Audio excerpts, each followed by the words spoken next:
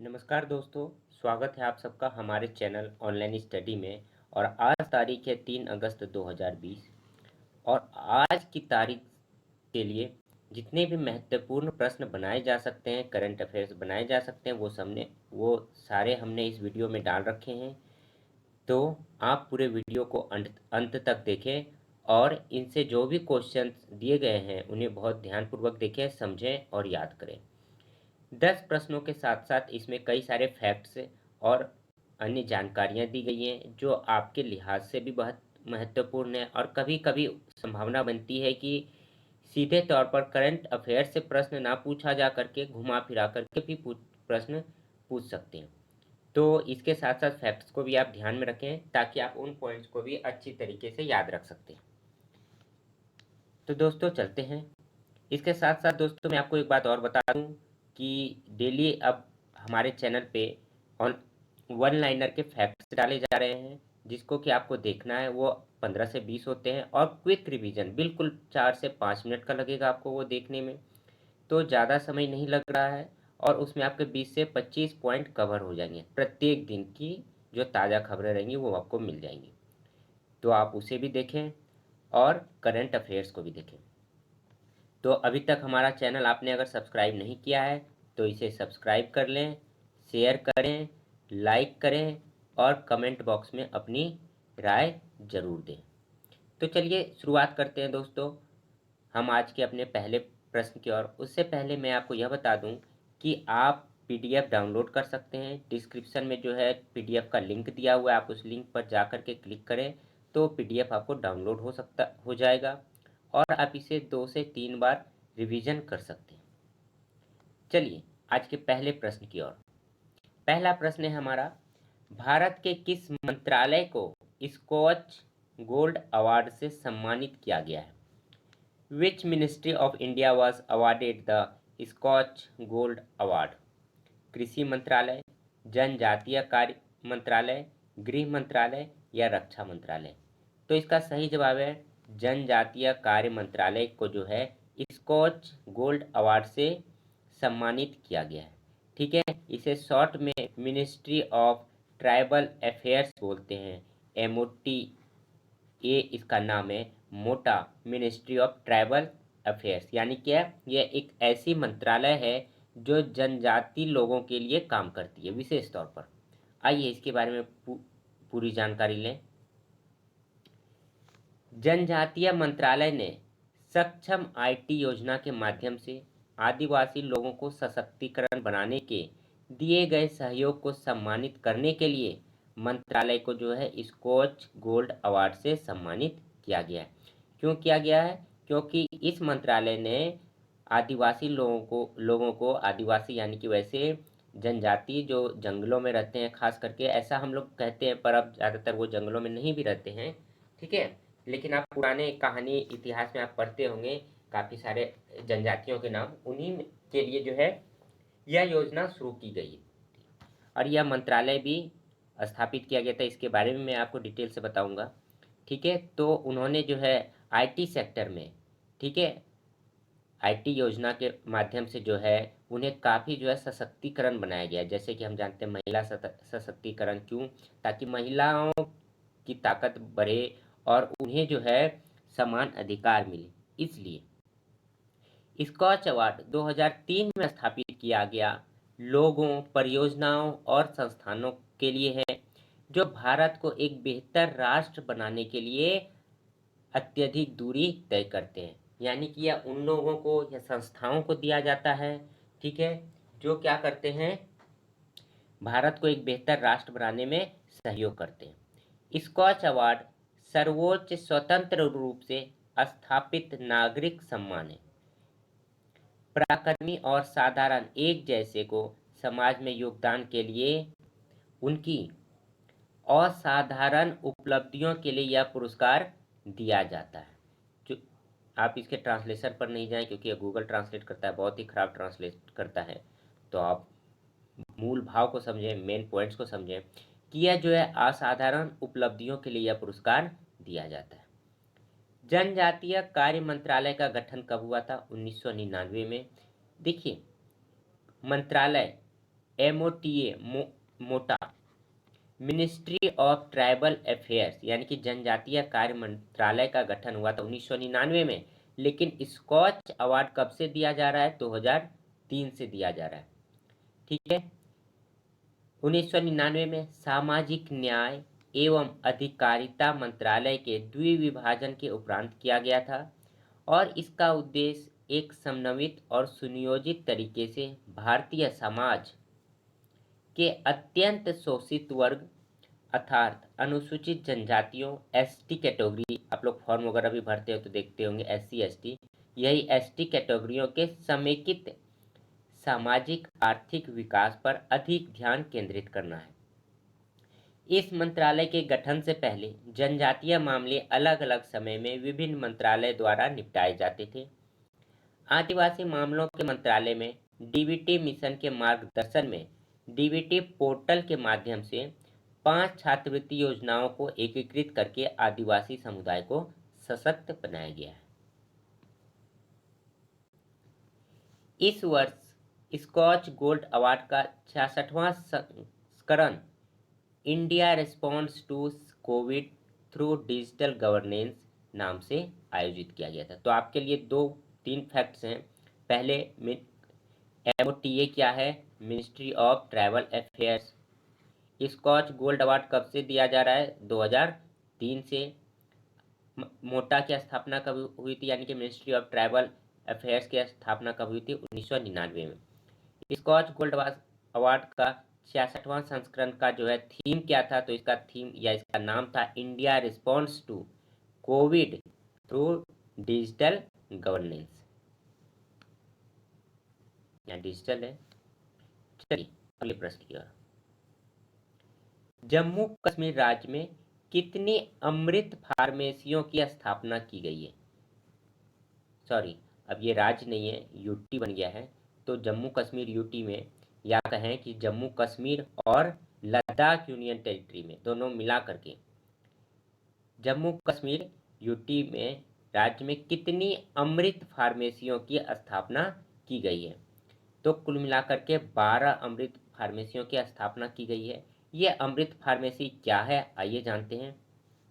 ठीक है, इससे पहले हम जान लेते हैं कि जम्मू कश्मीर को जो है 31 अक्टूबर 2019 में 2 विभिन्न प्रांतों में बांट दिया गया, जिसमें से एक है जम्मू कश्मीर और दूसरा है लद्दाख क्षेत्र, और दोनों ही यूटी बन गए हैं। ठीक है, यानी क्या? केंद्र शासित प्रदेश, यूनियन टेरिटरी। कब बने? 31 अक्टूबर 2019 को। आइए अब अमृत फार्मेसी के बारे में डिटेल से जानते हैं। अमृत फार्मेसी क्या है? जम्मू कश्मीर राज्य में 12 नई अमृत फार्मेसियों की स्थापना की गई है। इन फार्मेसी को लॉन्च करने का मुख्य उद्देश्य क्या है? कंज्यूमर्स यानी कि जो जिन्हें दवाई की ज़रूरत है, ठीक है, कंज्यूमर्स उन्हें कहते हैं जो कंज्यूम करते हैं, कंज्यूमर्स के दवाई खर्च को कम करना है। कैसे कम किया जाएगा, आइए देखते हैं। अमृत फार्मेसियों स्टोर पर कैंसर और हृदय रोग के इलाज में प्रयोग की जाने वाली दवाइयों पर 60% तक की छूट दी जाएगी। आमतौर पर हम कोई भी दवाई लेते हैं तो 1% भी छूट नहीं मिलता है। कभी कभी जो है ऑनलाइन 10% या 5% की छूट भी मिलती है, पर इन फार्मेसियों पर जब आप दवाई खरीदेंगे तो आपको 60% की छूट मिलेगी। ठीक है, और ये 60% यानी कि अगर दवाई की कीमत 100 रुपये है तो आपको सिर्फ और सिर्फ 40 रुपये ही लगेंगे। 60% की छूट दी जाएगी। अमृत फार्मेसी को आयुष्मान भारत प्रधानमंत्री जन आरोग्य योजना राष्ट्रीय स्वास्थ्य नीति के अंतर्गत जोड़ा गया है। ठीक है, और ये अमृत फार्मेसियां बिल्कुल ही गवर्नमेंट है, सरकार की तरफ से स्थापित की गई हैं, कोई प्राइवेट नहीं है। ठीक है, इसलिए इसमें इतनी छूट दी जा रही है। और अमृत का पूरा नाम क्या है? Affordable medicine and reliable implants for treatment. इसका मतलब अफोर्डेबल का मतलब वहन करने योग्य, जो गरीब है वो भी इसे खरीद सकते हैं। अफोर्डेबल मेडिसिन यानी कि गरीब भी जो खरीद सकते हैं वैसी दवाइयाँ। And reliable implants for treatment, और ट्रीटमेंट के लिए ट्रीटमेंट के लिए जो अन्य चीज़ों की आवश्यकता होती है, जो टूल्स होते हैं, जो इंजेक्शन या अन्य जो भी चीज़ों की आवश्यकता होती है, वो सारे यहाँ कम दाम में मिलते हैं। तो आप भी अगर जम्मू कश्मीर क्षेत्र से हैं तो आप इसका लाभ बिल्कुल उठा सकते हैं। आप इन फार्मेसियों में जाएं और जो भी दवाई खरीदेंगे उन पर 60% की छूट मिलेगी। किस देश के पूर्व राष्ट्रपति ली तेंग हुई का निधन हुआ है? ठीक है, पूर्व राष्ट्रपति ली तेंग हुई का निधन हुआ है। चीन, मलेशिया, ताइवान या जापान? तो इसका सही जवाब है ताइवान। चीन के राष्ट्रपति वर्तमान में कौन है? Xi Jinping. तो ली तेंग हुई का निधन हुआ, वो कहाँ के पूर्व राष्ट्रपति थे? ताइवान के पूर्व राष्ट्रपति थे ली तेंग हुई। और ताइवान कहाँ पर है? बिल्कुल चाइना के पूर्वी छोर पर है। ठीक है, यहाँ पर ताइवान है, इस जगह पर जापान है और इधर भारत है। ठीक है, तो आप देख सकते हैं कि ताइवान इस जगह पर बहुत ही छोटा सा कंट्री है, बहुत ही छोटा सा। ताइवान देश में लोकतंत्र के जनक माने जाने वाले पूर्व राष्ट्रपति ली तेंग हुई का निधन हुआ है। ताइवान में लोकतंत्र का जनक किसे माना जाता है दोस्तों? ली तेंग हुई को। पॉइंट्स याद रखेंगे, ये पूर्व राष्ट्रपति भी रह चुके हैं ताइवान के। उन्हें ताइवान के राष्ट्रपति के रूप में 1998 से 2000 तक चुना गया था। 2 साल के लिए यह राष्ट्रपति बने थे। उन्होंने अपने शासनकाल में नए लोकतांत्रिक राजनीतिक कार्य किए और संवैधानिक परिवर्तनों के माध्यम से देश को आगे पहुंचाया। वह ताइपे के मेयर और ताइवान के प्रांतीय गवर्नर भी रह चुके हैं। ताइवान के प्रांतीय गवर्नर, ताइवान के किसी क्षेत्र के गवर्नर भी रह चुके हैं। ताइवान की राजधानी कहाँ है? ताइपे। यहाँ की जनसंख्या कितनी है? सिर्फ 2.38 करोड़, यानी कि 2 करोड़ 38 लाख है। और यहाँ की मुद्रा क्या है? New Taiwan dollar. ठीक है, चलिए अगले प्रश्न की ओर। तो हम याद रखेंगे ताइवान के लोकतंत्र के जनक कौन माने जाते हैं? ली तेंग हुई। ठीक है, और ये पूर्व राष्ट्रपति भी रह चुके हैं और इनका हाल ही में निधन हो गया है। आइवरी कोस्ट के नए प्रधानमंत्री कौन बने हैं? आइवरी कोस्ट के नए प्रधानमंत्री कौन बने हैं? डिर्क मैप्ट्रिच, हमीद बकायको, पीटो बर्सी लुक्टवाना या विंदवी विनोग्रास? तो इसका सही जवाब है हमीद बकायको। पिछला वीडियो जो कल के वीडियो में आपके पास वन लाइनर आया हुआ था, इसमें उसी से यह क्वेश्चन लिया गया ताकि आपको जो क्वेश्चन है वो बार बार रिवीजन हो। और जब कोई भी चीज़, फैक्ट्स या क्वेश्चन बार बार रिवीजन होते हैं तो उसका सीधा फायदा आपको मिलता है कि वो आपके लंबे समय तक याद रहता है। चलिए पहले जानेंगे आइवरी कोस्ट कहाँ पर है, उसके बाद हमीद बकायको को भी जानेंगे जो नए प्रधानमंत्री बने हैं कहाँ के? आइवरी कोस्ट के। ये आप देख सकते हैं दक्षिण अफ्रीका है, साउथ अफ्रीका है। यहाँ पर बहुत ही छोटा सा देश है आइवरी कोस्ट, बिल्कुल इस जगह पर। ठीक है, साउथ अफ्रीका के पश्चिमी तट पर है। ये पूर्वी तट हो गया, ये पश्चिमी तट हो गया। यहाँ पर भारत है। ठीक है, सॉरी यहाँ पर नहीं, जरा सा ऊपर ले लीजिए। इस जगह पर भारत है, यहाँ श्रीलंका है और इस जगह पर जो है क्या है? Ivory Coast. और ये है वहाँ के नए प्रधानमंत्री हमीद बकायको। आइवरी कोस्ट के नए प्रधानमंत्री देश के वर्तमान रक्षा मंत्री हैं। अभी ये रक्षा मंत्री थे हमीद बकायको, लेकिन अब ये क्या बन गए हैं? प्रधानमंत्री बन गए हैं। हाल ही में पूर्व प्रधानमंत्री एमाडाऊ गॉन कोलिबैली, एमाडाऊ गॉन कोलिबैली का निधन हुआ है, जिसकी वजह से उन्हें देश का प्रधानमंत्री बनाया गया है। बकायको ने 2003 से 2011 तक के नई सूचना और संचार प्रौद्योगिकी मंत्री के रूप में भी कार्य किया है। वह हमीर बकायको आरडीआर पार्टी के संस्थापक एवं दैनिक समाचार पत्र ले पैट्रियोट के प्रभारी भी रह चुके हैं। ठीक है, इसकी राजधानी कहाँ है दोस्तों? आइवरी कोस्ट की यमसोक्रो। और यहाँ की मुद्रा का क्या नाम है? पश्चिम अफ्रीका CAFA फ्रैंक। ठीक है, या फिर डायरेक्ट आप फ्रैंक भी बोल सकते हैं। जनसंख्या कितनी है? सिर्फ 2.51 करोड़, यानी कि लगभग 2.5 करोड़। और यही ताइवान की कितनी थी? 2.38 करोड़। ठीक है, और यहाँ की आधिकारिक भाषा क्या है, कौन सी भाषा चलती है आइवरी कोस्ट में? आधिकारिक भाषा क्या है? फ्रेंच। फ्रेंच यहाँ की आधिकारिक भाषा है। और फ्रेंच कहाँ की आधिकारिक भाषा है? फ्रांस की। फ्रांस से ही फ्रेंच शब्द आया है। किस इस्लामिक स्टेट में पहला परमाणु रिएक्टर बराकाह ने काम करना शुरू कर दिया? किस इस्लामिक स्टेट में? इस्लामिक स्टेट मतलब कौन से मुस्लिम कंट्री में जो है परमाणु रिएक्टर चालू किया गया? पहला परमाणु रिएक्टर चालू किया है पूरे इस्लामिक स्टेट में बराकाह, और उसका नाम क्या दिया गया? बराकाह। अपना बराकाह ने काम करना शुरू कर दिया है। अफगानिस्तान, ईरान, इजराइल या संयुक्त राज्य अरब अमीरात में? तो इसका सही जवाब है यूएई। संयुक्त अरब अमीरात में जो है ये परमाणु रिएक्टर है जिसका नाम है बराकाह, और इसने काम करना शुरू कर दिया है हाल ही में। अब ये चालू हो गया है। तेल से समृद्ध खाड़ी देश।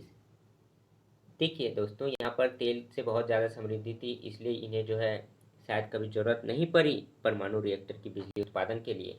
लेकिन अब जैसे जैसे आधुनिकीकरण हो रहा है, तेल भी कम होते जा रहे हैं, तो उन्होंने जो है परमाणु रिएक्टर लगाए हैं ताकि जो है उन्हें बिजली की उत्पादन बिजली मिलता रहे। तेल से समृद्ध खाड़ी देश यूएई, यूनाइटेड अरब अमीरात के अबू धाबी में अरब जगत का पहला परमाणु रिएक्टर बराकाह ने काम करना शुरू किया। अरब जगत यानी कि जितने भी अरब देश हैं उनमें ये सबसे पहला है परमाणु रिएक्टर बराकाह। इसलिए ये बहुत ही इंपॉर्टेंट क्वेश्चन है दोस्तों, याद रख लीजिए इसे। बराकाह ने काम करना शुरू किया है जो कि 1400 मेगावाट के दबाव वाले पानी के रिएक्टर से बिजली उत्पन्न करेगा। पानी के रिएक्टर वाला ये बिजली है, परमाणु बिजली नहीं है, ये पानी के रिएक्टर है। सॉरी, परमाणु भी है और पानी के रिएक्टर से बिजली उत्पन्न करेगा। इसमें दोनों का ही उपयोग किया जाता है। कैसे, ये तो इसकी डिजाइन पर देखेंगे, इसके टेक्निकल स्पेसिफिकेशन पे देखेंगे। संयुक्त अरब अमीरात ने वर्ष 2017 में बराकाह परमाणु रिएक्टर के चालू होने की उम्मीद लगाई थी, लेकिन अब जाकर के 2020 में चालू हो गया है। बराकाह शब्द का अरबी में अर्थ होता है आशीर्वाद।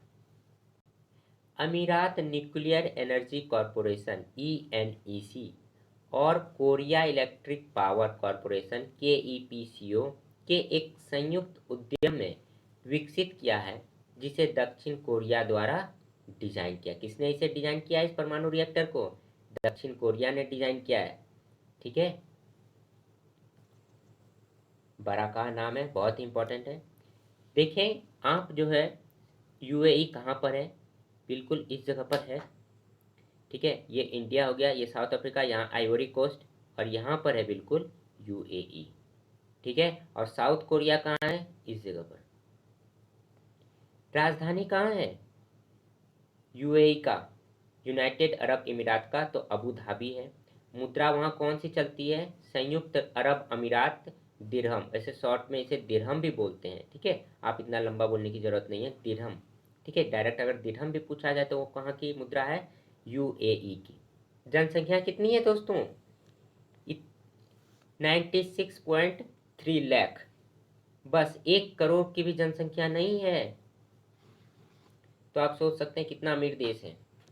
जनसंख्या कम है तो पैसे जो है ज़्यादा अमीरी में खर्च होते हैं। आप देखते होंगे ज़्यादातर फिल्में वगैरह भी बनाई जाती हैं। राष्ट्रपति वहाँ के कौन है? खलीफा बिन जायद अल नहयान। ठीक है, खलीफा बिन जायद अल नहयान है। आइए दक्षिण कोरिया के बारे में जानते हैं। राष्ट्रपति कौन है दक्षिण कोरिया के? मून जे इन। राजधानी कहाँ है? सियोल। और जनसंख्या इसकी कितनी है? 5.16 करोड़ 2018 के अनुसार। और मुद्रा कौन सा चलता है यहाँ पर? दक्षिण कोरियाई जीता। और प्रधानमंत्री कौन है यहाँ? चुंग सै कयून। चुंग सै कयून है। ठीक है, चलिए अगले प्रश्न की ओर। दोस्तों, अगर आपको लग रहा है कि आप हमारे वीडियो से एक क्वेश्चन, एक छोटा फैक्ट भी सीख रहे हैं, तो प्लीज़ प्लीज़ इसे सब्सक्राइब करें और शेयर जरूर करें, और कमेंट बॉक्स में अपनी राय जरूर दें। ब्रिक्स पर्यावरण मंत्रियों की 6ठी बैठक। ब्रिक्स आप जानते हैं, ब्रिक्स में कुल मिलाकर के कितने देश हैं? ब्राज़ील, रसिया, इंडिया, चाइना और श्रीलंका। ठीक है, तो ब्रिक्स पर्यावरण मंत्रियों की छठी बैठक हुई है कि अध्यक्षता किस देश ने की है? तो उसकी अध्यक्षता रूस ने की है। ब्रिक्स पर्यावरण मंत्रियों की छठी बैठक की अध्यक्षता किसने की है? रूस ने की है।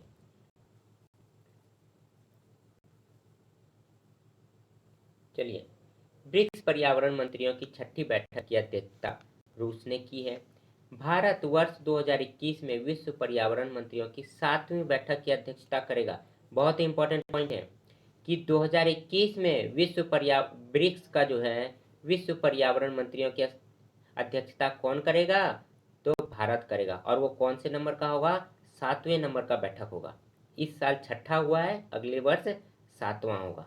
ठीक है, इस बैठक में फेडरेटिव रिपब्लिक ऑफ ब्राजील, रूसी संघ, भारत गणराज्य, पीपुल्स रिपब्लिक ऑफ चाइना और दक्षिण अफ्रीका, सॉरी दोस्तों मैंने पहले श्रीलंका बोल दिया था, ये दक्षिण अफ्रीका है, साउथ अफ्रीका है, सॉरी, दक्षिण अफ्रीका गणराज्य के पर्यावरण मंत्रियों ने वीडियो सम्मेलन के माध्यम से आयोजित बैठक में भाग लिया। ठीक है, भारत की तरफ से केंद्रीय पर्यावरण मंत्री श्री प्रकाश जावड़ेकर, हमारे अभी केंद्रीय पर्यावरण मंत्री कौन है? प्रकाश जावड़ेकर हैं, ने इस बैठक में भारत का प्रतिनिधित्व किया और भारत द्वारा राष्ट्रीय स्वच्छ वायु कार्यक्रम में भारत के लिए किए गए प्रयासों पर चर्चा की। राष्ट्रीय मुस्लिम महिला अधिकार दिवस कब मनाया गया? राष्ट्रीय मुस्लिम महिला अधिकार दिवस कब मनाया गया? 31 जुलाई, 2 अगस्त, 1 अगस्त या 7 अगस्त? तो सही जवाब है 1 अगस्त को जो है राष्ट्रीय मुस्लिम महिला अधिकार दिवस मनाया गया। भारत सरकार ने राष्ट्रीय मुस्लिम महिला अधिकार दिवस 1 अगस्त को मनाया। मुस्लिम महिलाओं पर किए जा रहे ट्रिपल तलाक अपराध को ही भारत में मुस्लिम महिला अधिकार का दर्जा दिया गया। मुस्लिम पर्सनल लॉ शरीयत 1937 के अधिनियम द्वारा मुस्लिम पुरुषों को दिया गया एक विशेष प्रावधान था। इस कानून ने कानूनी रूप से ट्रिपल तलाक की प्रथा को अनुमति दी थी। ट्रिपल तलाक को तलाक ए बिद्दत के रूप में भी जाना जाता है और इसे किसने दिया था? मुस्लिम पर्सनल लॉ ने 1937 के अधिनियम के तहत। आप जानते होंगे कि मुस्लिम समुदाय के लिए एक अलग लॉ होता है जिसे मुस्लिम पर्सनल लॉ कहते हैं और एक देश के लिए तो है संविधान। ठीक है, अब काफ़ी लोग इस चर्चा में है कि इसको हटाया जाए क्योंकि यह किसी खास समुदाय के लिए होता है। तो कभी कभी इससे जो है काफ़ी नुकसान होता है, जैसे कि महिलाओं की जो दुर्दशा आप जानते हैं। तो उसके आधार पर जब ट्रिपल तलाक को हटाया गया पिछले वर्ष, तो महिला को लगा कि सारी जो मुस्लिम महिलाओं को लगा कि उन्हें जो है काफ़ी अधिकार मिल गया, क्योंकि आमतौर पर जो काफ़ी सारे महिलाएं थी वो कहीं ना कहीं मुसीबत में रहती थी। तो यह एक तरह से उनके लिए किया गया, तो उन्हीं के लिए जो है 1 अगस्त को क्या है महिला अधिकार दिवस के रूप में मनाया जाता है। ठीक है, इस कानून से पहले पति अपनी पत्नी को 3 बार तलाक शब्द का उच्चारण करके वैवाहिक संबंधों को रद्द कर देते थे, परंतु इस विधेयक के पास होने पर अब वो ऐसा नहीं कर सकते हैं। ठीक है, चलिए अगले प्रश्न की ओर। ट्रांस यूनियन CIBIL ने किसके सहयोग से MSME सक्षम पोर्टल लॉन्च किया है? सिडबी, DRDO, इसरो, भेल? तो इसका सही जवाब है सिडबी ने जो है ट्रांस यूनियन सिविल ने सिडबी के सहयोग से MSME सक्षम पोर्टल लॉन्च किया। आइए देखते हैं क्या है ये MSME सक्षम पोर्टल। भारतीय लघु उद्योग विकास bank SIDBI small industries development bank of India ने वन स्टॉप नॉलेज पोर्टल यानी कि एक ही जगह पर सारी जानकारियां मिलेगी, लॉन्च करने के लिए ट्रांस यूनियन सिविल के साथ समझौता किया। वो एक ऐसा पोर्टल चाहते हैं, ऐसी वेबसाइट चाहते हैं या ऐसा ऑफिस चाहते हैं जहां पर कि जितने भी छोटे इंडस्ट्री वाले हैं जिन्हें कि बढ़ावा मिले, छोटे इंडस्ट्री यानी कि लघु उद्योग जो छोटी छोटी कंपनियां खोलते हैं, जैसे कि बर्तन बनाने वाली कंपनी, जो बड़ी कंपनी नहीं है, जो आमतौर पर घरों में भी खुलती हैं या फिर छोटे छोटे शहरों में खुलती हैं, जिनसे कि छोटे छोटे मार्केट में काफ़ी ज़्यादा रोजगार हो पैदा किए जाते हैं और लोगों को सहायता मिलती है। तो इसलिए जो है इस इंडस्ट्री को बढ़ावा देने के लिए क्या किया गया है, वन स्टॉप नॉलेज पोर्टल, यानी कि एक ही जगह पर उनके लिए सारी जानकारियाँ उपलब्ध रहेगी। तो सिडबी ने सिविल के साथ इसीलिए जो है यह समझौता किया है, ताकि वो एक ऐसा पोर्टल बनाए कि जहाँ एक ही जगह पर सारी जानकारी मिलेगी। एमएसएमई सक्षम पोर्टल एक वृद्ध शिक्षा एवं ज्ञान मंच है, जानकारी का मंच है, जो कि क्रेडिट दाताओं के प्रबंधन में, यानी कि मैनेजमेंट में एमएसएमई की मदद करेगा। ठीक है, इसे लॉन्च करने का मुख्य उद्देश्य क्या है, एमएसएमई क्रेडिट दायित्व के प्रबंधन, जागरूकता और सस्ती वित्तीय सहायता और क्रेडिट लाइफ साइकिल के अंतर्गत उनका मार्गदर्शन करना, या लोगों को या छोटी कंपनियों को क्या करना, मदद करना। ठीक है, चलिए अगले प्रश्न की ओर। रिलायंस पावर और जेरा ने किस देश में बिजली परियोजना के लिए ऋण समझौते पर हस्ताक्षर किया? बहुत ही इंपॉर्टेंट प्रश्न है। रिलायंस पावर और जेरा ने किसी देश में बिजली परियोजना के लिए ऋण समझौते पर हस्ताक्षर किया है? तो भूटान, नेपाल, श्रीलंका या बांग्लादेश? तो बांग्लादेश में बिजली परियोजनाओं के लिए जो है ऋण समझौते पर हस्ताक्षर किया। किसने किसने? रिलायंस पावर और जेरा ने। ठीक है, रिलायंस पावर जो है वो किस कंपनी में है? रिलायंस ग्रुप के अंतर्गत आती है ये।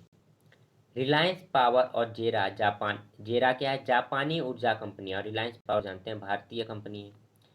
ऊर्जा कंपनी ने बांग्लादेश में गैस आधारित थर्मल पावर, एक थर्मल पावर जो गैस से चलाया जाएगा, उत्पादन परियोजना के तहत समझौता किया है, ताकि बांग्लादेश में लोगों को क्या ऊर्जा मिले, बिजली मिले। रिलायंस पावर और जेरा ने बांग्लादेश में अपने नए गैस आधारित थर्मल पावर जनरेशन प्रोजेक्ट के लिए पूर्ण वित्त पोषण के लिए ऋण समझौते पर हस्ताक्षर किए हैं। रिलायंस पावर ने बांग्लादेश में मेघना घाट में 745 मेगावाट प्राकृतिक गैस संयुक्त चक्र बिजली परियोजना के लिए लगभग $642 मिलियन ऋण देने की घोषणा की है। किसने? रिलायंस पावर ने $642 मिलियन ऋण देने की घोषणा की है। कितने पावर के लिए? 745 मेगावाट बिजली के लिए। रिलायंस पावर द्वारा वर्ष 2022 में कॉमर्शियल ऑपरेशन के तहत 745 मेगावाट प्राकृतिक संयुक्त चक्र बिजली परियोजना, ठीक है, प्राकृतिक मतलब नेचुरल, और संयुक्त चक्र बिजली परियोजना से उत्पन्न की जाएगी, जिसे बांग्लादेश पावर डेवलपमेंट बोर्ड खरीद एवं बेच सकेगी। कौन? बांग्लादेश पावर डेवलपमेंट बोर्ड खरीदेगी और वैसी कंपनियों को जिन्हें ज़रूरत है, या फिर आम घरों में बिजली बेचेगी, जैसे कि हमारे यहाँ मिलता है। ठीक है, उसी प्रकार। और इससे क्या होगा? रिलायंस पावर को फायदा होगा, वहाँ की जनता का भी विकास होगा, कंपनियों का विकास होगा, देश का विकास होगा, और इससे कहीं ना कहीं दोनों ही देशों में दोस्ती बढ़ेगी और दोनों को ही फायदेमंद होगा। चलिए अगले प्रश्न की ओर। पावर फाइनेंस कॉरपोरेशन ने किस भारतीय प्रौद्योगिकी संस्थान के साथ स्मार्ट ग्रिड टेक्नोलॉजी के लिए समझौता किया है? पहले समझते हैं कि स्मार्ट ग्रिड टेक्नोलॉजी क्या है। तो पावर फाइनेंस ने किस भारतीय प्रौद्योगिकी संस्थान के साथ जो है स्मार्ट ग्रिड टेक्नोलॉजी के लिए समझौता किया है? किसके साथ? तो आइए देखते हैं। आईआईटी कानपुर के साथ समझौता किया है। किसने? पीएफसी ने। ठीक है, आईआईटी कानपुर के साथ समझौता किया है। पावर फाइनेंस कॉरपोरेशन पीएफसी ने भारतीय प्रौद्योगिकी संस्थान कानपुर के साथ स्मार्ट ग्रिड टेक्नोलॉजी के लिए समझौता किया है। पावर फाइनेंस कॉरपोरेशन ने स्मार्ट ग्रिड प्रौद्योगिकी पर अनुसंधान एवं विकास के लिए बुनियादी ढांचे को विकसित करने के उद्देश्य से आईआईटी कानपुर के साथ यह समझौता किया है। पीएफसी आईआईटी कानपुर को इस परियोजना के लिए करोड़ रुपए की वित्तीय सहायता प्रदान करेगा। इसमें कुल मिलाकर 2,37,00,000 है दोस्तों, 2,37,00,000 और कुछ हज़ार हैं, लेकिन अप्रॉक्स 2,37,00,000 है प्रदान करेगा। और 9 चुने गए उम्मीदवारों को फेलोशिप भी प्रदान की जाएगी। स्मार्ट ग्रिड तकनीक क्या है दोस्तों? एक स्मार्ट ग्रिड सिस्टम आपूर्ति जो है श्रृंखला के भीतर निगरानी, जैसे घरों में मीटर लगाते हैं वैसे ही ये स्मार्ट ग्रिड सिस्टम एक प्रकार का मीटर है, ठीक है, जो घर के हर बोर्ड में और जो भी हम उपकरण घर में लगाते हैं उन सब में जो है क्या करता है, ये निगरानी करता है, नियंत्रण करता है और विश्लेषण के लिए डिजिटल स्वचालन प्रौद्योगिकी पर आधारित एक आत्मनिर्भर बिजली नेटवर्क प्रणाली है कि अगर आप उसे अपने घर में लगा देते हैं तो आप जो भी सामान उपकरण अपने घर में चलाते हैं, टीवी, फ्रिज, एसी वगैरह, उन सब पर ये निगरानी करता है, नियंत्रण भी रखता है और विश्लेषण भी करता है और आपको जो है बिजली की जितनी भी कैलकुलेशन होगी वो सारा देता है, ठीक है। जैसे कि जो काम हमारा मीटर करता है, लेकिन ये चीज़ जो है हमारे नॉर्मल मीटर से काफ़ी अपग्रेडेड है। उदाहरण स्वरूप जैसे कि पहले आप जानते होंगे जो पुराने जो मीटर होते थे वो एनालॉग मीटर होते थे, जिसमें एक दो ऐसे पेपर पे छपे होते थे और एक चक्री रहती थी, वो घूमती थी मैग्नेटिक फील्ड से और फिर बिजली। फिर धीरे धीरे स्मार्ट मीटर आ गया जो थोड़ा सा डिजिटल हो गया। फिर इसके बाद देख रहे हैं हम लोग बहुत सारे मीटर आए हैं जिसमें कि क्या होता है, रिचार्जेबल मीटर। आप मीटर को रिचार्ज कर लीजिए और जब वो रिचार्ज खत्म हो जाएगा तो आपकी बिजली भी बंद हो जाएगी। इसी प्रकार एक नए प्रकार का ग्रिड सिस्टम लॉन्च किया जा रहा है, ठीक है, घर के लिए, बड़े ऑफिस के लिए या बड़े जगह के लिए इसे कहीं पे भी इंस्टॉल कर किया जाएगा और यह क्या करेगा, निगरानी रखेगा और किसी को भी कंट्रोल में रखेगा, ठीक है। दोस्तों अगर आपको लग रहा है कि आप हमारे चैनल से कुछ भी सीख रहे हैं और आपको फ़ायदा हो रहा है तो इसे ज़रूर सब्सक्राइब करें, शेयर करें, लाइक करें और कमेंट बॉक्स में अपनी राय दें। तो आज के लिए इतना ही, मिलते हैं अगले वीडियो में। धन्यवाद।